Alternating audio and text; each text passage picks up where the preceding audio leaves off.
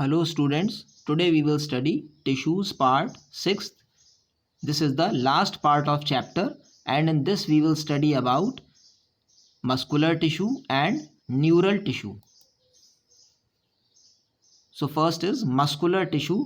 They are contractile tissues. तो ये tissues कैसे होते हैं? Contractile यानी ये contract और relax हो सकते हैं and they are made of muscle cells. तो ये muscle cells से बने हैं. जो मसल सेल हैं ये इलोंगेटेड होते हैं और लार्ज साइज, इसीलिए मसल सेल को हम बेटर किस नाम से बुलाते हैं? मसल फाइबर्स, क्योंकि they are like fibres. They help in movement of body part and locomotion. तो ये बॉडी जो पार्ट्स हैं उनके मूवमेंट में हेल्प करते हैं, जैसे कि movement of hand during writing and locomotion. Locomotion का मतलब एक जगह से दूसरी जगह जाने में हेल्प करते हैं. Muscle contain special proteins. जो मसल्स हैं उनमें स्पेशल प्रोटीन्स होते हैं, इन्हें कॉन्ट्रैक्टाइल प्रोटीन्स कहा जाता है. ये दो टाइप्स के होते हैं, एक्टिन और myosin. And they help in contraction and relaxation to cause movement. तो ये कॉन्ट्रैक्ट और रिलैक्स होते हैं ये प्रोटीन्स, और इसकी वजह से body parts will move. They are of 3 types. तो according to structure and function जो मस्कुलर टिश्यू हैं वो 3 टाइप्स के हो सकते हैं.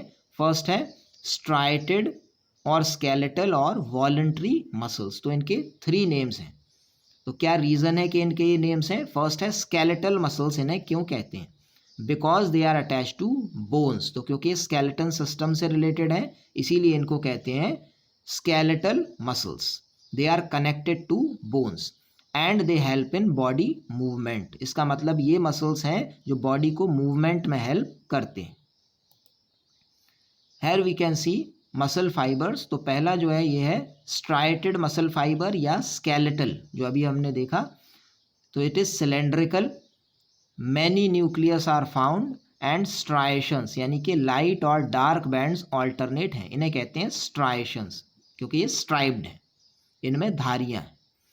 जो सेकेंड डायग्राम है ये है स्मूथ मसल फाइबर. तो ये शीट्स के फॉर्म में होता है. हमें दिख रहा है बहुत सारे सेल्स यहाँ पर हैं. अगर हम एक सेल को देखें तो इसका शेप क्या है? स्पिंडल शेप, यानी सेंटर में ये कैसा है? ब्रॉड, और एंड्स पर कैसा है? Thin. Each cell has a single nucleus, और इसमें बहुत सारे हमें ये थ्रेड जैसे स्ट्रक्चर दिख रहे हैं जिन्हें मायोफाइब्रिल्स कहा जाता है.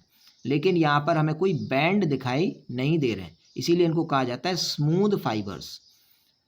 और जो थर्ड है ये है cardiac. They are found in heart. इनमें स्ट्राइशंस होती हैं यानी स्ट्राइप्स, डार्क और लाइट बैंड्स होते हैं, और इनमें दिख रहा है हमें हर चेम्बर में या हर सेल में एक न्यूक्लियस है.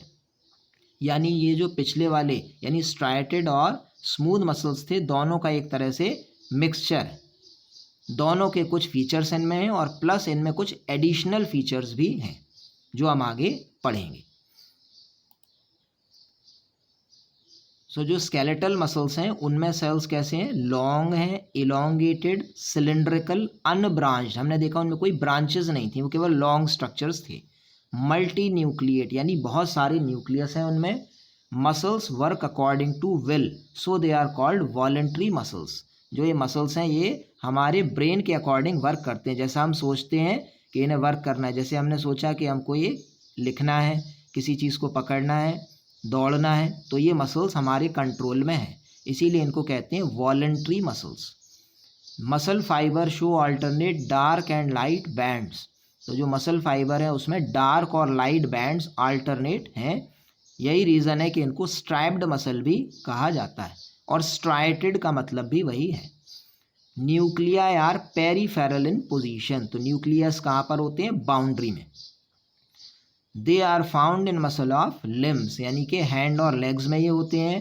बॉडी वॉल, जो बॉडी की वॉल है वहाँ पर होते हैं ये. फेस, तो फेस में होते हैं, और नेक यानी वो पार्ट जो हमारे कंट्रोल में है वहाँ पर ये हैं. सेकेंड टाइप है अनस्ट्राइटेड स्मूथ या involuntary muscle. So they are found as bundle और शीट्स. ये जो सेल्स हैं या तो बंडल में होते हैं या शीट्स में.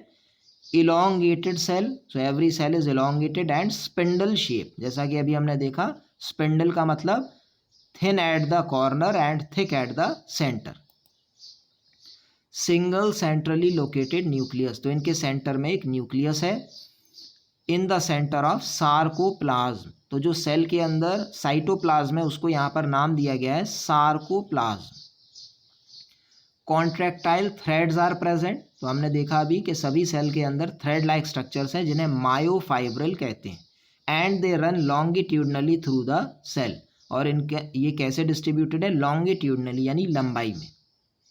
Fibres do not have striations, इनमें कोई स्ट्राइप्स नहीं होती, यही रीज़न है कि इनको स्मूथ मसल्स कहा जाता है। They do not work according to our will, ये हमारे ब्रेन के कंट्रोल में नहीं है, यही रीज़न है कि इनको इनवॉलेंट्री कहा जाता है। They control movement of food in alimentary canal, इसका एक एग्जाम्पल है एलिमेंट्री कैनाल, यानी वो पाथवे जिससे फूड होकर जाता है, जैसे कि माउथ, फिर buccal cavity, pharynx, oesophagus, stomach, small intestine और लार्ज इंटेस्टाइन। तो जब फूड बॉडी को क्रॉस करता है तो वो हमारे कंट्रोल में नहीं है कि कब वो आगे बढ़ेगा। Contraction and relaxation of blood vessels, ये ब्लड वेसल्स की जो वॉल्स हैं उनमें भी होता है, यही रीज़न है कि हम ब्लड फ्लो को कंट्रोल नहीं कर सकते। Also found in iris of eye, तो आई में जो आइरिस है उसमें भी ये होते हैं। एंड ब्रोंकाई ऑफ लंग्स, तो लंग्स में जो ट्यूब्स होते हैं उनमें भी ये हैं। कार्डियक मसल, तो जैसा इनका नाम है, they are found in heart, they are branched, cylindrical, uninucleate and striped, तो इनमें स्ट्राइप्स होती हैं। They show rhythmic contraction and relaxation of heart, तो ये जो मसल्स हैं ये रिदमिक यानी पहले कॉन्ट्रैक्शन होगा फिर रिलैक्स, फिर कॉन्ट्रैक्ट, फिर रिलैक्स, तो एक रिदम है, एक लय है इनमें, एक के बाद एक, तभी हार्ट कॉन्ट्रैक्ट और रिलैक्स होकर ब्लड को पंप कर सकता है। They help to pump and distribute blood to various parts of body, तो इनका फंक्शन भी यही है कि ये ब्लड को वेरियस पार्ट्स ऑफ बॉडी में डिस्ट्रीब्यूट करते हैं। The last tissue is nervous tissue, so cells are specialised for being stimulated, nervous tissue में जो सेल्स होते हैं ये बहुत स्पेशलाइज्ड हैं, मॉडिफाइड हैं, ये स्टिमुलेट हो सकते हैं, यानी इनमें अगर कोई इंफॉर्मेशन आती है तो ये एक्टिव हो सकते हैं या ये एक्साइटेड हो सकते हैं। एंड ट्रांसमिट द स्टिमुलस, तो ये इंफॉर्मेशन को ट्रांसमिट कर सकते हैं। जो भी चेंज होता है एनवायरनमेंट में, जैसे कि हॉट, कोल्ड, वार्म, इसको कहते हैं स्टिमुलस, तो स्टिमुलस होता है चेंज इन एनवायरनमेंट। सो ये सेल्स क्या करते हैं, they are special for being stimulated, ये स्टिमुलेट हो सकते हैं। एंड ट्रांसमिटिंग द स्टिमुलस, जो भी एनवायरनमेंट में चेंज है उसका मैसेज ये आगे बढ़ा सकते हैं from one place to another within body. They are found in brain, तो ये ब्रेन में होता है। स्पाइनल कॉर्ड, जो कि ब्रेन का ही एक एक्सटेंशन है और हमारे वर्टिब्रल कॉलम के अंदर होता है। एंड नर्व्स, तो पूरी बॉडी में जो नर्व्स हैं उनमें भी ये है। Cells of nervous tissue are called neuron और नर्व सेल, तो नर्वस टिश्यू के जो सेल्स हैं उनको न्यूरॉन या नर्व सेल कहा जाता है। ईच न्यूरॉन हैज़ 3 पार्ट्स, तो जो न्यूरॉन है उसमें 3 पार्ट्स होते हैं। पहला है साइटोन, इसे सेल बॉडी भी कहा जाता है।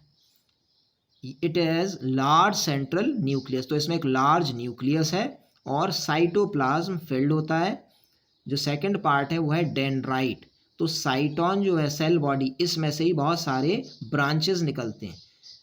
They are short branched fibre, they receive nerve impulse, ये नर्व इम्पल्स को रिसीव करते हैं यानी इंफॉर्मेशन इनसे आती है। Axon, it is the long conducting fibre, तो किसी भी न्यूरॉन में जो सबसे लॉन्ग डेंड्राइट है उसी को हम कहते हैं axon.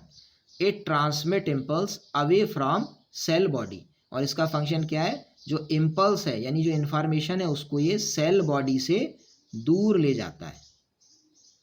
Nervous tissue control and coordinate all body activities, तो नर्वस टिश्यू का फंक्शन क्या है, ये बॉडी की सभी एक्टिविटीज़ को कंट्रोल करता है और कोऑर्डिनेट का मतलब सभी पार्ट्स मिलकर काम करते हैं, सभी ग्लैंड्स और ऑर्गन्स एक साथ मिलकर काम करते हैं, तो उसको ये कंट्रोल करता है।